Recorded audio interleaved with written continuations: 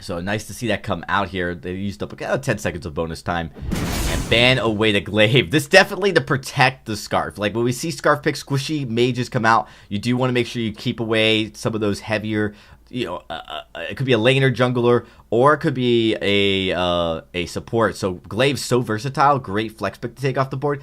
Glaive also does well into these mages. Celeste is still up, so Salty Potatoes might think about picking Celeste up.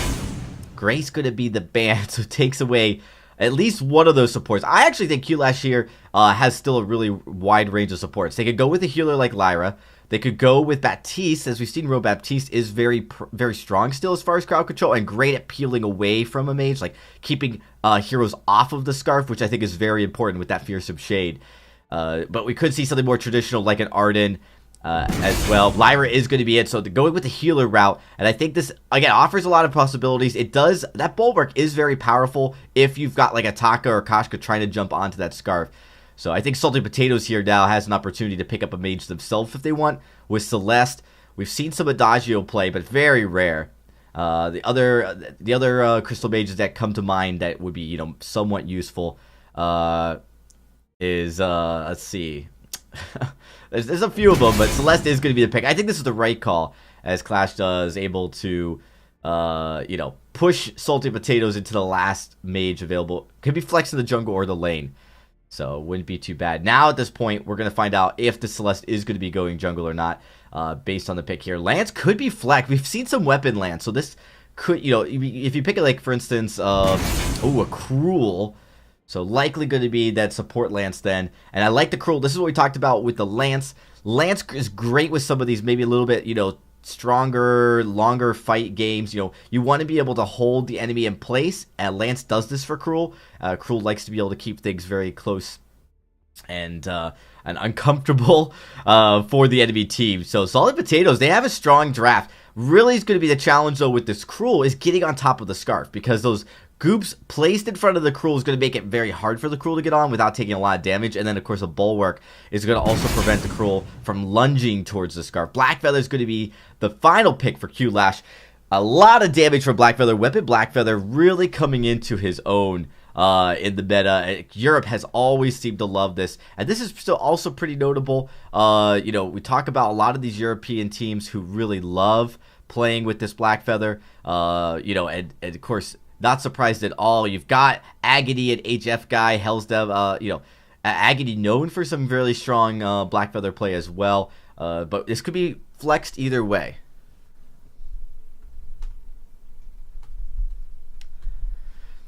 Definitely could go either way. Both drafts, I'd have to say, for everyone watching the chat, I think this is pretty evenly drafted between these two teams. I think that a lot of this is going to be on can Cruel get onto a target and deal the damage. I expect Salty Potatoes to play a very tanky Cruel, because really Cruel just wants to harass, doesn't need to necessarily give the killing blow. Needs to take a lot of that pressure off of Celeste. The same goes for Blackfeather. Blackfeather's very slippery. We'll be able to avoid a lot of that crowd control, at least early on. Once he gets to level 6 with that Rose Offensive, that's going to be very important for the side of Qlash, right? Is be able to get around. There's a lot of crowd control. I would say a lot more crowd control on the side of Salty Potatoes, and that could really help the Salty Potatoes win their match if they could like stun up a Scarf and lock on the Scarf. If they could stun up the Blackfeather, that would also be very, very powerful as well. So we're just about ready to get to this match. Again, you guys are watching the off-stream match. It's the Vainglory 8 powered by VIS, and we are bringing you Qlash versus Salty Potatoes here in our game number 1. Make sure you guys follow the stream, and also the Vainglory 8 main channel is live, so make sure you catch in on the action there as well. Tune into here if you want to catch this one specifically, but it looks like we're ready to go and jump into the game here in just a few seconds. But it's really easy to see the win conditions for both these two teams. They really both have it. More crowd control on the side of Salty Potatoes means that they could definitely make Qlash pay for their mistakes. Whereas I would say late game, I'd say there's the potential to do more damage with the Scarf. The Spitfire has such long range that it's really hard to lock on to, it's really hard to get away from those Spitfires. Celeste has got range, just not as much as Scarf. So we'll have to see how it all plays out, as Cruel is really going to be the player to watch here. And we're looking at it Sneaky is going to be on that Celeste. Agony on the Black Feather, so it is going to be that jungle Black Feather we talked about. Let's get right into it, though. Game number 1 in our best of 3 is starting right now. The battle for the Halcyon Fold has begun. All right. Well, we're getting it quickly, and of course, I am Dragonborn, your host, and unfortunately, your only caster today. You get to hear my voice throughout the entirety of this broadcast, this stream, and I'll do my best to try to make it interesting while also not overstressing myself, as it can be a little tedious here. What we see a lot, supports have done a good job as far as pushing in. I like what Salty's already doing this Lance, getting that Impale. I don't think he's really afraid of Lyra really at this point in the game. Not much to be afraid of. So again, a lot of vision scouting. Scout Trap here right by this healer is going to be a good communication tool for the Salty Potatoes. I'm sorry, yeah, for Qlash to kind of just stay on top of rotations. But here comes Salty Potatoes. They're rotating down to the Elder Treant, moving in. They aren't able to steal any farm away, but they're going to start up this Elder Treant right away. Moving in, trying to take this. It's going to be contested. There comes the Sigil, but it's not going to be enough to get anything. Not going to get the final blow. It is going to be Salty Potatoes getting that Elder Treant. A little bit of an extra gold here. They did a 3-man rotation actually down to kind of share that experience in gold early. And you can see it actually resulted in them staying pretty even without rotating up to the lane right away. And supports in the lane. Now, we talk a lot about different meta strats as we see. You know, there is a lot more experience to be shared, a lot more gold to be shared in the jungle, thanks to update 2.8. But, you know, there's still so much prioritization in the lane just to keep the laner safe. So having your support up there, it forces the enemy team to just be very cautious about engaging too far forward. A lot of that's going to be dependent on the rotation of the jungler. You see, here comes Cruel, gets rooted, but he's going to be able to get that Treant. He's going to actually rotate down to the Elder Treant, and so is Blackfeather. So Agony's coming down as well. Cruel's going to start this right up, a little bit risky. Agony could get on here. Nice on point to start that engage. But here comes a rotation actually for both supports to move in. They're going to move in here a little bit. It's going to be back and forth, 2v2. Who's going to get it? It's going to be Qlash getting the heal from the Elder Treant, as well as being able to avoid any additional damage from Salty Potatoes. So they're going to get right out of there. Kratz is going to start up. He's actually going to take these two, as you did see Cruel reporting back. So a little bit of engagement. We do see more engagement around the Elder Treant. Elder Treant gets a little bit of a decent amount of gold and a lot of experience. So you do want to be able to take that. So getting that as well. Very even so far, though, between these two teams. Both teams actually getting an Elder Treant to boot. Kratz on these impales. He's spot on. Able to do some damage on Merciless.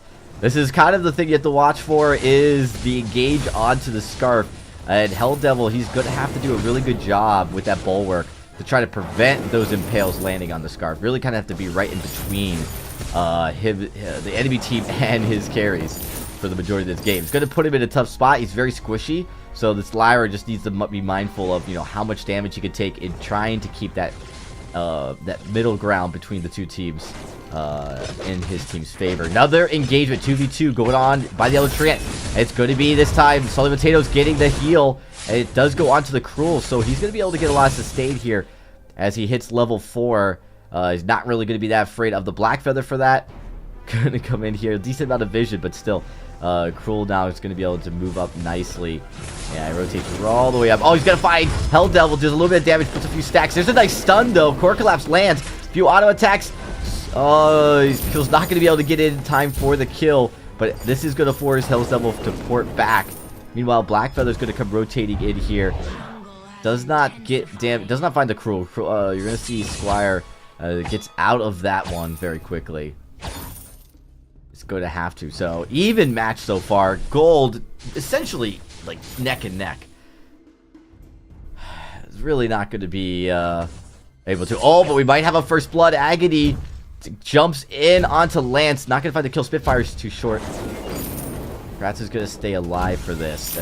Recall's coming out from Qlash to go back, get some items, and make sure you don't fall down behind the power spike. Now, interestingly enough, we're seeing a small gold lead. This is due to the rotation. Just decent, clean rotations, not having to port back as much from Salty Potatoes. So they are going to take up a few hundred gold. Not a major difference. But first fountain comes out on Kratz. That's going to be important as far as support. play. It's actually Hell's Devil's just 100 gold or so away from that fountain. So you gotta be a little careful. But nice impale comes in, roots Lyra, but Cruel goes over to Scarf. He's gonna jump in. There's a core collapse, misses, but he's gonna get the kill anyways. And that is first blood going over to Salty Potatoes. Nice engage, locking the Lyra down. Lyra couldn't really help keep her Scarf alive for the duration of that little quick fight. And again, rotations coming from Qlash. They're a little bit off, thanks because they've been porting back for their rotations. This means that they're unfortunately a little bit slower. Nice impale. Might keep Sneaky alive. Solar Storm comes out. Almost finds Hell's Devil. So close. He's not going to get the kill. Lyra puts the sigil there for Agony. And he's going to port back. Not going to risk going and trying to re-engage. Sneaky almost got that kill. So far, Salty Potatoes do a great job at, taking advantage of when they have the high ground in these fights, when they have the position battle. Oh, there comes from a Hell's Heart, goes in, impale. There's the heal coming in. Merciless is able to get out. Fountain is already spent. Fountain comes, Kratz is actually on cooldown for his Fountain, so he's not going to be able to keep Cruel alive. And this actually could be turning. There's a kill finally coming over for Qlash. So close to getting the Scarf. Really, I like the look. Just Hell's Devil was there in time, and that heal, especially mid-game, is so potent. It's able to keep his team alive. There's just not enough damage to blow up Scarf just yet. And the first turret is going to go over another kill. Sneaky, he's just too far out, tries to take a trade, but he drops before Hell's Devil goes down. And now, Qlash, they are pushing this lane up. They're going to be able to rotate back. There's going to be a nice share, I think, between Merciless and Agony here as they rotate through their jungle. And very clean fight for them, able to pressure when they get the advantage. Cruel going down was such a huge issue for Salty Potatoes there, because without him there, that turret was exposed, and so was Sneaky in his attempt to try to save it.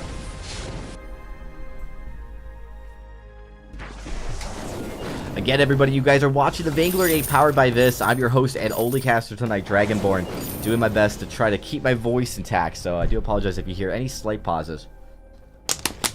I will try to keep everything entertaining. If you guys hear anything or see anything wrong with the stream, definitely let me know. I greatly appreciate it. Alright.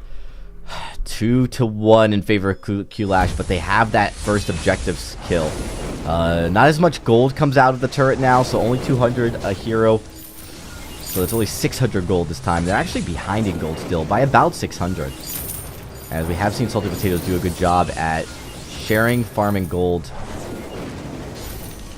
making sure their rotations stay clean. They've been very good about rotating and maximizing their gold efficiency in the jungle.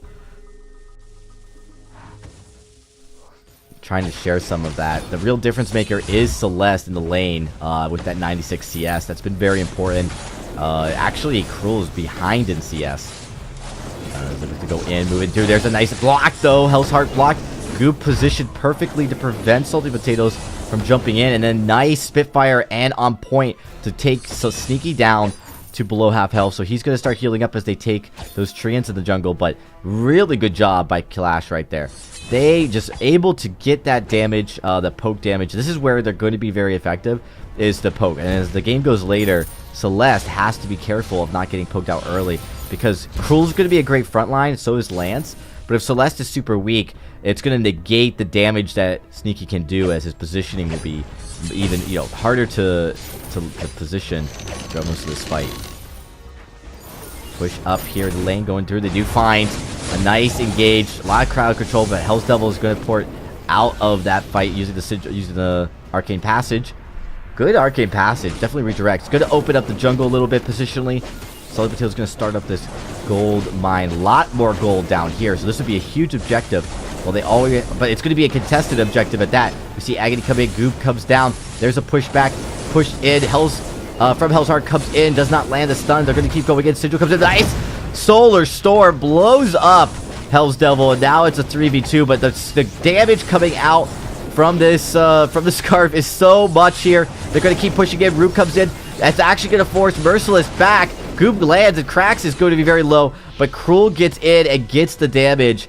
Agony, the last man standing, going to have to back away, but it's actually going to force Salty Potatoes to just kind of hold off of this gold mine still.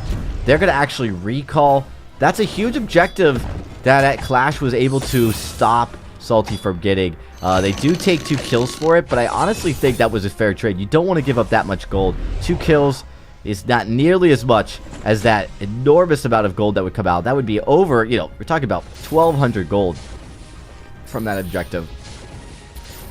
The largest single gold objective in the entire game, other than Kraken. So, you know, early on, before 15 minutes, that is such a huge amount of gold that you could prevent the team from taking. Definitely worth giving up those 2 kills. A little bit more farm though, and of course you do lose a little bit of position, but they've got good vision still. So Qlash shouldn't really feel too bad about how the fights are going. We are even on turrets though, so objectives so far have been even. Gold's definitely favoring Salty Potatoes. Cruel looks to go in, but the Goop and the Spitfire land. He's going to try to get away from this fight. Hellsheart lands though. Black Feather's low. Core Collapse gets dodged out with the Reflex Block and from Rose Offensive. They're going to keep fighting here, moving down to the bottom side of this lane. They're in a choke point. This is where Lance is so effective. And Agony just barely surviving. Going to get healed up a little bit. But Salty Potatoes has now the advantage. Going to keep pressuring here. Going to steal away that Treant. So Qlash is going to be forced to get out. But oh, Impale lands. Core Collapse as well. Nice get the wall to boot. And they're able to take out Hell's Devil support. Merciless and Agony are split for the top and bottom of this lane. Merciless, he's very low. He's got to watch out. You see Crass going in. They're going to get the ace. They do get the ace, and they're going to get this Crystal Sentry here. Huge amount of objectives, and they likely might rotate to go start up this gold mine. This is an enormous amount of gold in in just a few minutes. They are going to be going over to Salty Potatoes. Sneaky also rotates up to the lane. They might even get a turret. This could be about 2,000 to 3,000 gold advantage just in a single team fight. And yep, they get the turret. They get the gold sentry. They get the gold miner as well. And you're talking about over 2,000 gold. Plus, they get all that rotation gold from the jungle of Qlash. And just like that, Salty Potatoes. Look how fast that bloomed up to 5,000 gold lead. And this is something you gotta be careful now. There's a huge power spike in items coming out of Salty Potatoes. And Qlash has to be careful. Agony to try to just get this Treant. He does get it, but he takes so much damage. Blocks out that from Hell's Heart. Thanks to the Rose Offensive. Bulwark kind of keeps that fight from going too far. He's going to actually Rose Offensive over. Cruel follows. Nice job by Cruel to move in, but he's not going to be able to find any more damages. He's just happy to rotate back. They're going to stay here in the enemy's jungle. There's an Impale. It's blocked out. Hell's Devil's going to move up. Stunned from the Githian wall. And here comes the tree, and there's no Crystal Minion Candy, but the Crystal Sentry is able to do a lot of damage. But Agony, he's getting blown up. Solar Storm's going to miss. But Impale's blocked up again, and here comes a Dragon's Breath. Oh, Qlash, they're turning this around. They've got the damage to do it. And this is actually really risky. Sneaky's trying to land these Heliogenesis, but he's not getting the kill. And now Sneaky's got to watch out. Core Collapse lands, Agony drops. Hell's Devil's going to have to back away. So Sneaky does hold off from that ace occurring, but that was super risky for Salty. And also a huge advantage for Qlash to kind of get back in this fight. Hell's Devil's going to drop here. Unfortunately, I think staying too long. Sneaky, wow, look at that. A huge amount of damage here with just the Frostbird and the Eve. He's going to try to solo this Crystal Sentry. Core Collapse to zone Merciless away. Going to get the Crystal Sentry. Might even try to get this Treant. I think Merciless has got it, so he's happy to back away. But we're talking about a 4,000 gold lead, even with that fight favoring Qlash going in the way of Salty Potatoes. So, again, Sneaky rotates over. He's going to share some of this gold here with Squire. And so far, really good game from Salty Potatoes. But Qlash, with that one fight win, have brought this fight, or brought this game back within striking distance. So that's something that they really need to do. They need to win another fight like that, and Scarf, as he starts to power up, will be able to turn those fights around. One of the things I think Salty Potatoes has to be mindful of is these Dragon Breaths are going to be really potent. They need to save some of their stuns, and I really think the Core Collapse, probably the most reliable stun, does force Celeste a little bit further forward than you'd probably like, and get the wall would obviously be an ideal stun to stop the Scarf. So Merciless has to be careful about starting that up. We are going to have a fight breaking out, though. Scarf's rotating down. But Sully Potatoes has already got a decent engagement. They're going to root Scarf up and then turn back down to the midpoint of this jungle. They're going to find Hell's Devil. One more shot would have done it, but they're not going to find the kill. And now it's Cruel going low. Squire has to be careful. Agony, he's going to get locked up. Oh, Agony drops. Crystal Sentry's still here fighting, but Crystal Sentry's going to take the damage as Merciless tries to keep putting Spitfires on. No broken myths by either of the Crystal Mages here in this fight. So the length of these fights really not going to be as much of a factor. Cruel looks to go back in. You got to be careful there, Squire. That group is going to do a lot of damage. They do get Hell's Devil. Oh, Hell's Devil has to rotate into the bad spot. It's going to drop here. Kratz tries to get that tree. It doesn't get it, but a lot of gold going back in favor. This is now a 6,000 gold lead for the side of Sully Potatoes. Opens up the jungle. It's going to allow them to start this Kraken. We'll see if it gets contested, just because I don't think Qlash really have the ability to contest with 2v3. It would be so risky considering how squishy and squishy Blackfeather and Scarf are. They are looking at contest, though. They are looking to go in. There's a goop. Core collapse. Gets blocked out. Nice job. Agony dodges out a lot of damage. He's very low. Yeah, it's kind of risky contesting. They do get out of it alive, so that's a huge deal. Agony could have dropped, and that would have been absolutely devastating for the side of Qlash, but, you know, gets away. It is going to be that Kraken pushing down, so now they got to be very careful.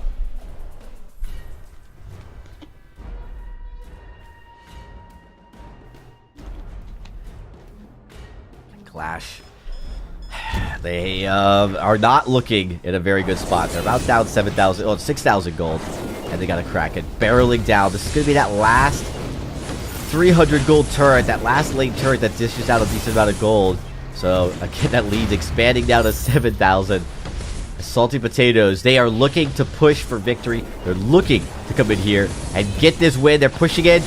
They are finding damage here. They should be able to get one of these turrets, but you got a Scarf. Scarf's really good at melting Kraken, so you're gonna see Sully Potatoes back away here. This a lot, partly due to the fact of just how fast that Scarf, once he gets a lot of damage, gets a goop right underneath that Kraken, he's able to melt Kraken.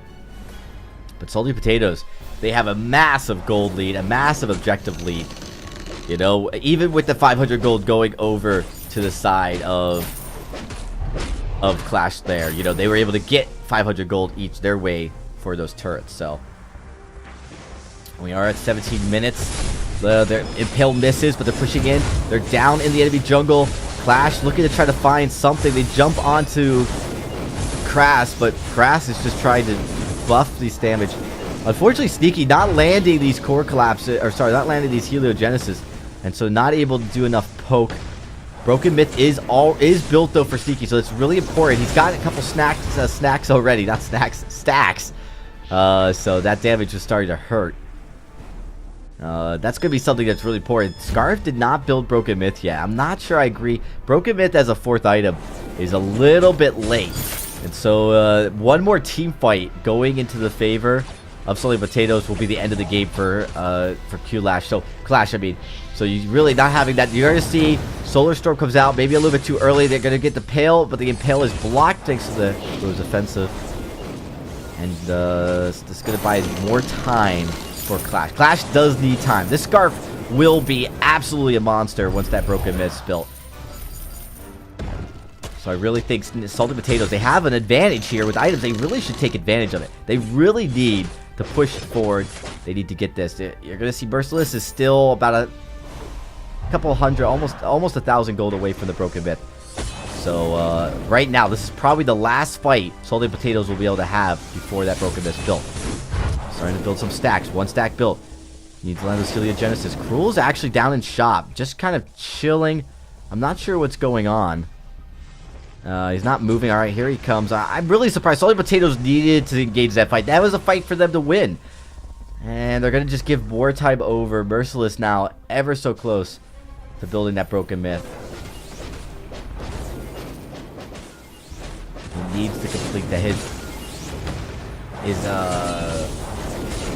infusion is almost spent. So this next fight, if they can hold out long enough, Salty Potatoes actually might be able to push with no infusion on the side of Scarf. You're seeing them go away. They do find Hell's Devil, but they split the fight. Agony rotates down to the bottom of that fight to try to get poked. Misted Pale and Spitfire. Qlash taking a lot of damage. Qlash almost drops. Oh, nice bulwark, nice going in. They are going to stun up the Lyra. Qlash so low, so I do like Qlash trying to get in on that fight. Trying to push their advantage and actually, again, buying more time. Merciless is going to buy a Broken Myth really soon. And once he does, this is going to be a huge fight. Really, Salty Potatoes has the advantage. There's no Infusion and no Broken Myth on Merciless. This is the weakest Scarf will be for the neck for the rest of the game. And if you're Salty Potatoes, you needed to take advantage of that. You're not going to be able to now. That's a huge amount of gold. Broken Myth is going to be able to be picked up now by Merciless. And they just, Salty Potatoes not taking the fights that they had the advantage with. And I don't think they realized that. I don't think they realized how much of an advantage they had there. Oh, Merciless actually buys an Infusion instead of picking up saving up for the Broken Myth. And I think that's a huge mistake. You could just delay this game. You need to get to that Broken Myth very quickly. And they're very close. This is another fight, so no Broken Myth still. He does have the Infusion. They're looking to go in here. You see Salty Potatoes pushing it in. Pale lands. Oh, a Core Collapse does. And Merciless Scarf is not able to get into the fight as Hell's Devil drops here. Salty Potatoes now, they've got the jungle control. They're going to start up this Kraken, and they're going to start pushing for the win. I really think Merciless should have bought that Broken Myth. Oh, they're going to go on to Merciless again. And look at the damage. They decide not to go for the Kraken. They find Merciless. And, oh, just like that. Will they just go for this kill and go for the win? I think they're just going to go for the win. They have the damage. There's just one turret left. And Salty Potatoes, a very grueling last few minutes, is going to find game number 1 here between Qlash. As a great job by them. You are going to see a lot of damage. Squire having to stay alive, but just an incredible play in these fights. These mechanical skill fights have really sided with Salty Potatoes as it came in. And they, of course, you know, Merciless didn't get to the Broken Myth, wasn't able to hold the fight. Of course, Hell's Devil as well, dropping. Game number 1 going over to Salty Potatoes. Very exciting game, I must say. That was pretty close as we start getting later. Really dangerous for the side of Salty Potatoes to let that go on. You know, Merciless, he was about to get about 2,200 gold and complete that Broken Myth, but he decided instead to get an Infusion right before that last fight. And then, you know, that would have been okay, but then Hell's Devil got caught out. And unfortunately, well, that's all she wrote.